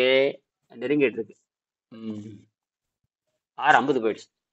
சரி, அவர் 6:52. அவர் ஏராளமான பித்த நீரை தன் வயிற்றில் சுரக்க வைக்க வேண்டியுள்ளது, முக்கியமாக டிஆக்சாலிக் அமிலத்தை. இந்த அமிலம் தனது குடலில் உள்ள குளோஸ்டோரியா பாக்டீரியாவால் அது குடல்ல ஏற்கனவே குடல்ல பல லட்சம் ஆயிரக்கணக்கான பல லட்சக்கணக்கான கிருமிகள் இருக்குது. கண்டுபிடிக்கப்பட்டது பார்த்தீங்கன்னா சில 100 தான் கண்டுபிடிச்சிருக்காங்க. கண்டுபிடிக்கப்படாதது நிறைய இருக்கு. அது எப்ப எந்திருக்கு? ஆமா, அது பரிணாமத்தில் எப்ப வேணாலும் அது வேலை செய்யலாம். இன்னைக்கு வேலை செய்யாத கிருமிகள் வந்து பல 1000 ஆண்டுகள் கழிச்சு மேல வரலாம். என்னது? 1000 ஆண்டுகளுக்கு கழித்து மேல வரலாம். அது யாருக்குமே தெரியாது. எந்த எம்ஆர்ஐ ஸ்கேன் கண்டுபிடிக்க முடியாது. ஆக பரிணாமம் வந்து ரொம்ப தெளிவா இருக்கு. நீ எப்படி சாக வேணுங்கிறதுக்காக அது 100 கோடி ஆண்டுக்கு முன்னாடி டிசைன் பண்ணி அனுப்பிச்சிருச்சு. அதெல்லாம் எவனாலும் கண்டுபிடிக்க முடியாது. இந்த புது பெருங்குடல் கெட்டு போய் அசைவம் சாப்பிட்றவனுக்கு எதிர்பார்ட்டலே இருக்காது. அசைவம் சாப்பிட்றவனுக்கு என்ன இருக்காது? எதிர்பார்ட்டலே இருக்காது. சைவம் திக்கிறவனுக்கு எதிர்பார்ட்டல் இல்லாத பொழுது அசைவம் சாப்பிட்றவனுக்கு எப்படி எதிர்பார்ட்டல் இருக்கும்? சரியா? சரி, சக்தி ஜென்ஸாக மாறுகிறது. அதாவது என்ன ஆகுன்னு கேட்டீங்கன்னா, பாக்டீரியாவால் சக்தி மிக்க கார்சினோஜென்ஸாக மாற்றப்படுகிறது. உணவும் மாமிசமும். இப்ப அந்த மாமிசம் சாப்பிடணும்னு வச்சுக்கோங்க, உள்ள போய் அதை வெளியே வர்றதுக்கு அதிக நேரம் எடுத்துக்கொள்கிறது. வெளியே வர்றதுக்கு சாதாரண ஒரு கீரை சாப்பிட்டீங்கன்னா அதை அடிச்சுட்டு சீக்கிரம் வெளியே வந்துடும். ஆனால் அசைவம் சாப்பிடுகின்ற பொழுது உள்ளேயே தங்கி வெளியேறுவதற்கு அதிக நேரம் எடுத்துக்கொள்வதால் அங்கு உள்ளேயே அழுகி விடுகின்றன. என்ன மாதிரி விடுகிறது? என்ன பைஜு, நான் சொல்றது கேக்குதா?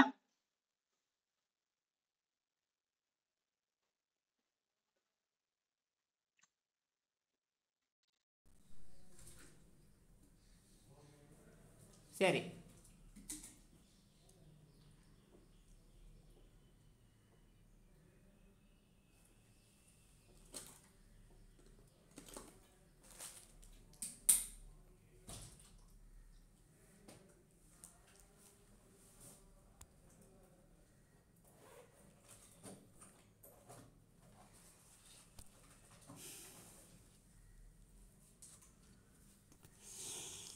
இன்னைக்கு போச்சு, அவ்வளோதான். இன்னைக்கு போச்சு, ஒன்றும் பண்ண முடியாது.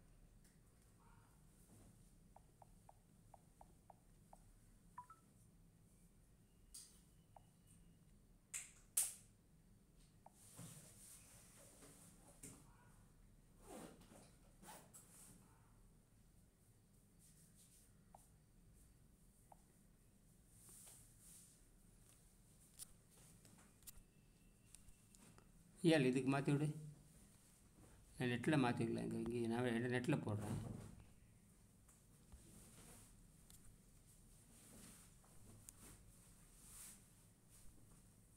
ஏன் பாரு, இதுவே பாரு, நான் இடத்துல மாற்றி விட்றேன். அப்புறம் இதில் ஆன் பண்ணிட்டு இதில் அமுத்தி எதை பிடிக்கணுமா? அங்கே பாரு, எங்கே விட்டு விட்டு போகுதுங்கண்ணே. என்கிட்ட நோ இன்டர்நெட் கனெக்ஷன் கொடுக்குது பாரு. இஎஃப் இப்போ வந்துருக்குது. அது சிக்னல் இங்கே ஒரு சிக்னல் விட்டு விட்டு தான் வருது. இன்றைக்கி என்ன தகராறு பண்ணுது மொத்தத்தில். அது அவர் சொன்னார், நம்ம பிரசாந்தை கூட தகராறு பண்ணுதுன்னு சொன்னார். இப்போ தகராறுன்னு எனக்கு இப்போ தான் தெரியுது. காலையில் ஒழுங்காக ஓடிட்டு இருந்ததே. முதல் மீட்டிங் முடிஞ்சுதே, ரெண்டாவது இதான் போயிட்டுருக்கு. சரி போயிட்டு ஆச்சாச்சு ஒரு 5 நிமிஷம். என்ன இளவு. சரி இதெல்லாம் அப்படி தான் இருக்கும், அப்படித்தானே இருக்கும். அப்படி ட்ரை பண்ணி பார்க்குறேன், இதோட முடிச்சுக்கலாம். அப்புறம் போட்டால் என்ன வருதுன்னா, அது டிஸ்மிஸ்னே வருது. இப்போ வருது என்ன. வணக்கம்,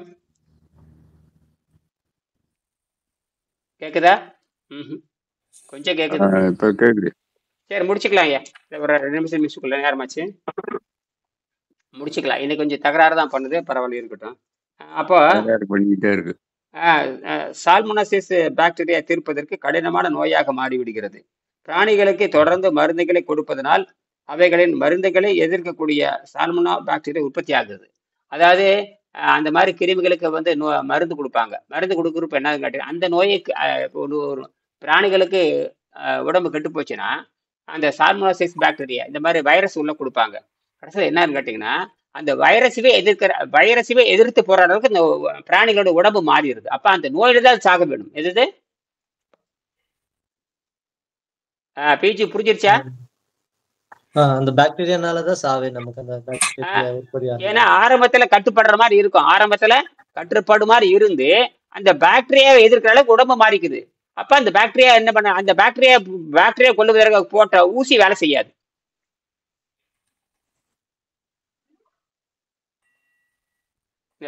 பிஜிக்கு புரிஞ்சுட்டா சரி, அவர் பேசிக்குவார். ரைட். மற்றவங்களுக்கு மெல்ல தான் பிக்கப் ஆகும், சிலருக்கு வேகமா பிக்கப் ஆகும், சிலருக்கு மெல்ல பிக்கப் ஆகாத. நான் ஒன்றும் சொல்ல முடியாது. கற்பூரம் கரித்துண்டு வாழைமட்டைம்பாங்க. கற்பூரம் கரித்துண்டு வாழைமட்டை. வாழைமட்டைக்கு ஒன்றும் சொல்ல முடியாது, வாழைமட்டையை ஒன்றும் பண்ண முடியாது. கரித்துண்டா கொஞ்சம் ஊதி சரி பண்ணலாம், கற்பூரத்துக்கு தக்கன பத்திக்கும். அது எந்த கேடர் நீங்க தான் முடிவு பண்ணிக்கணும். சொல்லுவாங்க மாலைமட்டை, எங்க வாத்தியார் சொல்லுவாரு, இவன் கற்பூரம் கரித்துண்டு வாழைமட்டை வாழைமட்டை ஒன்னும் தேராது அப்படின்றாங்க. கற்பூரம் டக்குன்னு பிடிச்சிட்டு ஓடிடா, அது ஒண்ணும் பண்ண முடியாது. அது இயற்கையில் இருக்கிற முயற்சி, எல்லாம் முயற்சி தாங்க. அவன் அந்த கூறிய அறிவு செலுத்தணும். ஒருத்தர் ஆராய்ச்சி பண்றானா அவன் அதிலேயே செலுத்தினா அவனுக்கு வேலை செய்யும். சரி, சில வருடங்களுக்கு முன்பு ஸ்டாபிலோகோசி பாக்டீரியா உணவின் விஷத்தை நிமோனியா தோல்வியாதிகளையும் உண்டாக்குவை. அத உணவின் விஷம் இருக்கே, அதை தோல்வியாதி உண்டாக்கும். அது பேர் நிமோனியான்னு சொல்லுவாங்க, காய்ச்சல்னு சொல்லுவாங்க, அல்லது தோல்வியான்னு சொல்லுவாங்க. அது நிமோனியா உண்டாக்குகிற கிருமி தான். அந்த நிமோனியா கிருமி என்ன பண்ணும்னா தோல் நோயும் உண்டாக்கும். நிமோனியா காய்ச்சல் கேள்விப்பட்டிருப்பீங்க, அதுக்கு பேரு ஸ்டாபிலோகோசி பாக்டீரியா. அந்த கிருமிக்கு பேரு ஸ்டாபிலோகோசி. நம்ம ஸ்டாபிலோகோசி, அக்சாலிக் ஆசிட், கார்ஜினோஜென்ஸ், அப்ப இதெல்லாம் நம்ம உடம்புல இருக்கு. சரி, இந்த உடம்புல எங்க இருந்து வருது? 500 மில்லியன் ஆண்டுகளாக நம்ம உடம்புல இருக்கு. எத்தனை கோடி ஆண்டுகளா இருக்கு? 500 மில்லியன் ஆண்டுகளாக இருக்கு. அந்த ஆண்டுகளாக அப்படியே வாடையாக ஒவ்வொரு உடலையும் பூந்து பூந்து பூந்து பூந்து பூந்து கடைசியில் மனுஷனா மாறினால அந்த மில்லியன் பாக்டீரியா உள்ள இருக்கு.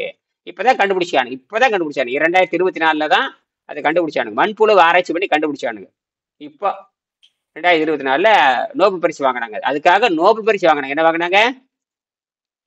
நோபல் பரிசு. அந்த பாக்டீரியா எங்க இருக்குன்னு கேட்டீங்கன்னா அந்த மண்புழு ஆராய்ச்சி பண்றாங்க. நாம மண்புழு பத்தி தான் பேசுறேன். மண்புழு ஆராய்ச்சி பண்ணி அந்த மண்புழு இருக்கிற அதே பாக்டீரியா தான் மனித உடல்ல இருக்குன்னு கண்டுபிடிச்சாங்க. உலகமே வாய பொழந்துச்சா, அட முண்டங்களே, இது கோடிக்கணக்கான இருந்துட்டு தாண்டா இருக்குது. இப்ப அறிவியல் உண்மையை கண்டுபிடிக்குது. வெங்கடேஷ் என்ன சொல்றாரு? பல கோடிக்கணக்கான ஆண்டுகளாக மாறி மாறி மாறி வருதுன்னு சொல்றாரு. திருவாசி என்ன சொல்றது? பல கோடி ஆண்டுகளாக மாறி மாறி மாறி இருக்கு. இந்த சோத்து முண்டங்களுக்கு, இந்த பிரிட்டிஷ் முண்டங்களுக்கு இது எப்ப திருந்துன்னு நமக்கு தெரியாது. ஏன்னா நம்ம தான் சொல்லிக் கொடு, தலையெழுத்து என்னன்னா நம்ம தான் போய் சொல்லிக் கொடுக்கணும், சித்தர்கள் தான் போய் சொல்லிக் கொடுக்கணுங்கிறது விதி இருக்கு. ஆகையினால ஒண்ணும் முடியாது. விதை நம்மகிட்ட தான் இருக்கு. நீ என்ன பண்ணாலும் நீ அறுவடை தான் பாப்பே தவிர விதை எங்ககிட்ட தான் இருக்குன்னு நம்ம சொல்றான். டே மவனே, விதை எங்கிட்ட தான் இருக்கு அப்படின்னு. நாம என்ன பண்ற, முதல் நம்ம விதைகளை உருவாக்குவோம். நாம நல்ல மரங்களை உருவாக்கிட்டு அப்புறம் முடி கொடுப்போம். அப்புறம் ஒத்துக்கவே இல்லை, பாக்குறாங்களா? அதுதான் விஷயமே. சில வருடங்களுக்கு முன்பு வரை ஸ்டாபிலோகோசி பாக்டீரியா உணவின் விஷத்தை நிமோனியா தோல்வியாதிகளையும் உண்டாக்குபவை. சுமார் 10% மட்டுமே பென்சிலினுக்கு கட்டுப்பட்டவை. சரி, அந்த நிமோனியா பாக்டீரியா கண்டுபிடிக்கிறதுக்கு பென்சிலின் கண்டுபிடிச்சாங்க. அதை அப்ப பென்சில் ஊசி போட்ட உடனே 10 விழுக்காடு என்ன பண்ணணும்னு கேட்டீங்கன்னா எதிர்ப்பு காட்டுச்சு. 90 விழுக்காடு ஏத்துக்குச்சு. 90 விழுக்காடு என்ன பண்ணுச்சு? அந்த விஷத்தை ஏத்துச்சு, அந்த காய்ச்சலை கட்டுப்படுத்துது. கடைசியில பின்னாடி ஆக என்ன கிடைச்சுன்னா அந்த 10 விழுக்காடு என்ன ஆயிடுச்சு? அப்படியே எதிர்த்து கடைசியில 100 விழுக்காடுக்கு என்ன ஆயிடுச்சு? எதிர்ப்பு சக்தி உண்டாயிடுச்சு. நீ பென்சில் போட்ட வேலை செய்ய மாட்டேன், அதெல்லாம் அது 50 வருஷத்துக்கு முன்னாடி போட்ட சொன்னபடி கேட்டேன். இப்ப நீ பென்சில் போட்டு நான் சொன்னபடி கேட்க மாட்டான். அப்ப நீ சாவு உறுதி. சாவு என்ன உறுதி? அதனாலதான் இன்சுலின் போட்டிருக்கணும், போட்டுக்கிட்டே போய் கடைசியில் செத்தே போயிடுவான்.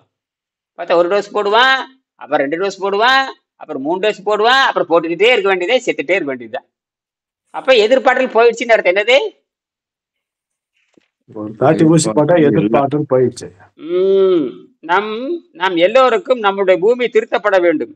அதாவது என்ன சொல்றாங்க? உலக சுகாதார மையம் ஒண்ணு என்ன சொல்றது கேட்டீங்கன்னா, உலக சுகாதார மையம், இந்த வேர்ல்டு ஹெல்த் ஆர்கனைசேஷன் என்ன சொல்றது கேட்டீங்கன்னா, என்ன சொல்றது கேட்டீங்க, இப்போது அவற்றின் 90% பென்சிலினை எதிர்க்கும் சக்தியை பெற்றுவிட்டன. ஒவ்வொரு வருடமும் நிறைய மனிதர்கள் உணவின் விஷத்தால் இறக்கிறார்கள். Food poison. என்னது? ஃபுட் பாய்சன் இறக்கிறார்கள். ஃபுட் பாய்சன் தான் அப்படிங்கிறது எல்லா உலக சுகாதார மையத்திலும் சாதாரண மனுஷன் எல்லாத்துக்கும் தெரியும். இப்போ ஃபுட் பாய்சனுங்கிற சொல்லு வந்துருச்சு. இந்த ஃபுட்டு பாய்சன் சொல்றாங்க இல்லையா, வந்துருச்சு இல்லையா, அந்த சொல் வந்துருச்சே இல்லையா? ஃபுட் பாய்சன் சொல்றாங்களே இல்லையா? ஃபுட்டு பாய்சனாவே உணவு விஷம்னு அர்த்தம். அதனாலதான் தமிழர்கள் என்ன பண்ணாங்கன்னா, தமிழர்கள் உணவே மருந்து, மருந்தே உணவுன்னு சொன்னாங்க. உணவே மருந்து, மருந்தே உணவு. மருந்துனாவே இது மருந்துனா என்ன நினைச்சிட்டான் தெரியுமா? காப்பாத்துறது நினைச்சிட்டான். மருந்துனா சாவடிக்கிறதுன்னு புரிஞ்சுக்கணும். மருந்துனா என்ன ஆகும், என்னன்னு புரிஞ்சுக்கணும். சாவடிக்கிறது அப்படின்னு தமிழர்கள் எழுதி வச்சுட்டாங்க. அதைத்தான் திருவள்ளுவர் ஒண்ணு கேட்டீங்கன்னா, மரணம் 4 வகை, பிசாசு 4 வகை, யமன் 4 வகைன்னு மருந்துங்கிற அதிகாரத்தில் எழுதினாரு. மருந்துன்னு அதிகாரத்தில் எழுதியிருப்பாரு. யமனை போல மருந்து கொல்லும் எழுதினாரு. யமனை போல மருந்து 4 வகையில கொல்லும். யமன் ஒரு யமன் கிடையாதப்பா, 4 வகை யமன் இருக்குன்னு சொன்னாரு. 4 வகை யமன்ல ஒரு யமன் சொல்லுங்க பாக்கல. நேற்று பேசணுமே இல்லையா? ஒரு யமன் சொல்லுங்க. 4 வகை யமன்ல மருந்து, நோயாளி,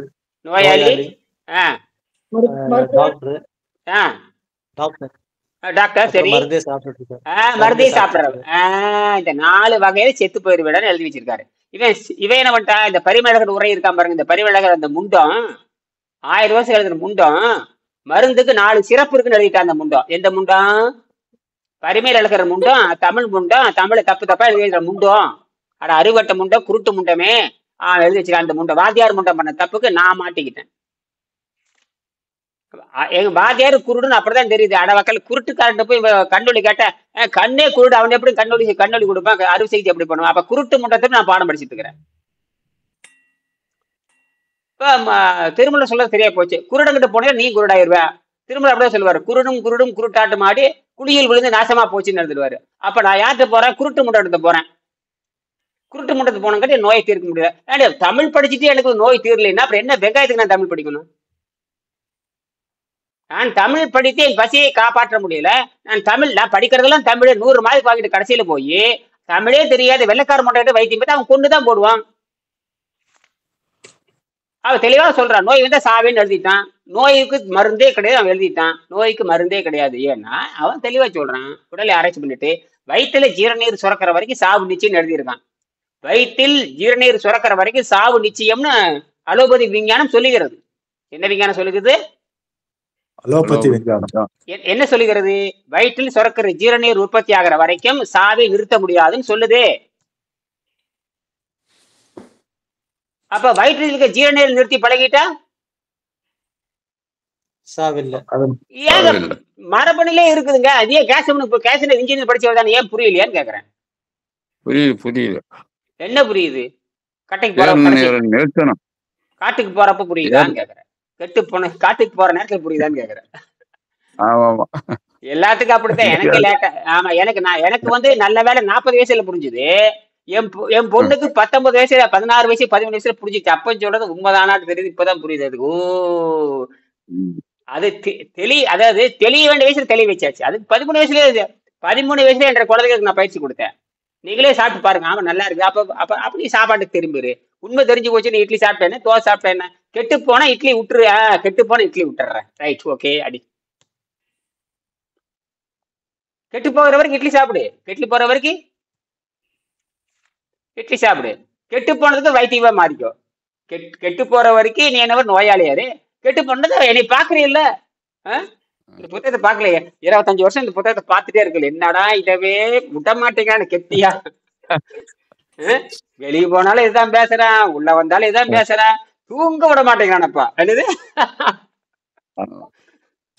காலையில 3:45 தூங்கிட்டு இருக்கிறாங்க எல்லாருமே. நான் 3:45 லைட்டை போட்டு பேசிட்டு இருந்தேன். கோபம் வரும் வராத. என்ன பண்றது? இருக்கிறது ஒரு அறை, இருக்கிறது ஒரு 10 அறையில அவங்க பெட்ல படுத்து தூங்கிட்டு இருக்கிறாங்க. பொறுமை தாங்க முடியாம வெளியே போயிட்டாங்க. கொள்றானப்பா, கொள்றான். நம்மளையும் சேர்ந்து கொள்றான். சிக்கிட்டாங்க. எல்லாருமே சிரிச்சுட்டே போகுது. சிக்கிட்டாங்கன்னு போகுது. நான் சிக்கல. நான் எங்க சிக்கனேன்? என் வாத்தியார் என்னை சிக்க வச்சுட்டாரு. நான் போய் நான் வெங்கடேஸ்வர வாத்தியார்ட்ட போன காட்டி நான் என்ன பண்ணேன், சிக்கவில்லை, சரியான இடத்தில் சிக்கிக் கொண்டேன், சிக்கனை பிடித்தேன் உன்னை, சிக்கனை பிடித்தேன் உன்னை அப்படின்னு மணிவாசகர் சொல்லுவாரு. சிக்கனை பிடித்தேன் உன்னை எங்கன்னு அருள் பண்றீங்க, சிக்கனை பிடித்திட்டேன், சிக்கிட்டேன், உங்களோட அன்புல நான் சிக்கிட்டேன், என்னை கைவிட்டுறாதே அப்படின்னு. நான் வந்து அன்புல சிக்கிட்டேன்.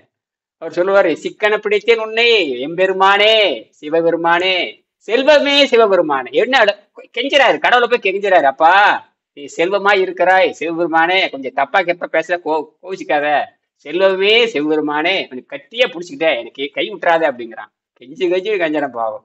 யாரு? மணிவாசகர். செல்வமே என்ன கெஞ்சி கெஞ்சாரு, அந்த கடவுளுக்கு என்னென்ன ஐசு வைக்கிறான் பாருங்க. தமிழ்ல என்னென்ன ஐசு வைக்கணும் வச்சு யார் ஏமாத்துறான்? கடவுளை ஏமாத்துறான். கடவுளை ஏமாத்திட்டு எப்படியாவது நம்மளை காப்பாத்திரப்பா, கடவுள் காப்பாத்துவரங்கிறீங்க, கடவுள இடிப்பாரு. சொன்னபடி கேள்றா. அவர் பக்தி மார்க்கத்திலேயே இருந்து அதனால இறந்துட்டாரு, பக்தியிலேயே இருந்து முக்தி அடைஞ்சார், ரைட்டு தான். ஆனா நீ பக்தி மார்க்கம்னு சொல்லிட்டு கண்டதெல்லாம் தின்னுட்டு இருந்த எப்படி? அவங்க அதுலயே இருந்து அதுலயே முடிஞ்சிட்டாங்க. நீங்க என்ன பேருக்கு பக்தி மார்க்கம், காலைல அப்படி போறது, அப்படியே ஒரு பட்டை போட்டு லாரியில போறப்போ ஒரு செல்யூட் அடிக்கிறது, பைக்ல போறப்போ ஒரு செல்யூட் அடிக்கிறது, சைக்கிள்ல போற செல்யூட் அடிச்சு அப்படி போயிட்டே இருக்கு, அப்படி இப்படிங்கிறது. அடே கப்பா என்ன பக்தி, அப்படி திரும்பி பார்த்து இப்படி இப்படிங்கிறது, போறப்ப இப்படி இப்படிங்கிறது. அதாவது உனக்கு நேரம் இல்லை, கடவுளை பார்க்கறதுக்கு நேரம் இல்லை. சரியா கேசவன்? இப்படித்தான் நாடகம். சரி முடிச்சுக்கலாம். சரி நேரம் இருக்குது. அவ்வளவுதான், அதுக்கே நேரம் கிடையாது. இப்படியும் அதுக்குள்ள வண்டி அதுக்குள்ள கிராஸ் ஆகி போயிரு, போற ஸ்பீடுக்கு கடவுள் அந்த சாமி கோயில் அப்படி இருக்கு, அதுக்குள்ள இது வேகமா போயிரு. என்ன இப்படிம்பா, நான் பாக்குறோம்ல வண்டியில போறப்ப அவங்க பண்ற பாடு இருக்கு, கோயில கடந்து போறப்ப இப்படி இப்படிம்பா. அம்மன் கோயில் வந்தாலும் சரி, அது வீரசாமி கோயில் வந்தாலும் சரி, கருப்பணசாமி வந்தாலும் சரி, போறப்ப சல்யூட் அடிச்சுட்டே போக வேண்டியது இப்படி இப்படின்ட்டு அவன் பாத்துக்கிட்டே இருப்பான். போடமா வேகமா போறிய போய் சேருவ நீ, வேகமா போறே நீ டிவியே நடி, இங்க திரும்பி போய் டமார் அடிச்சு அவன் முடிஞ்சான். இப்படித்தான் நிறைய பேர் சாமி கும்பிட்டே போய் டமார் அடிச்சு நிறைய பேர் சித்தவெல்லாம் இருக்கான். ஒன்றும் பண்ண முடியாது. கும்பமேளாவுக்கு போய் அப்படியே கும்பேஸ்வரனை பார்க்க போயிட்டாங்க இல்லையா, எல்லா நாட்டிலையும் எல்லா மதத்திலையும் நடந்தே தீரும், ஒன்றும் பண்ண முடியாது. மீண்டும் நாளை சந்திப்போம். நன்றி, வணக்கம். வணக்கம். நன்றிங்க.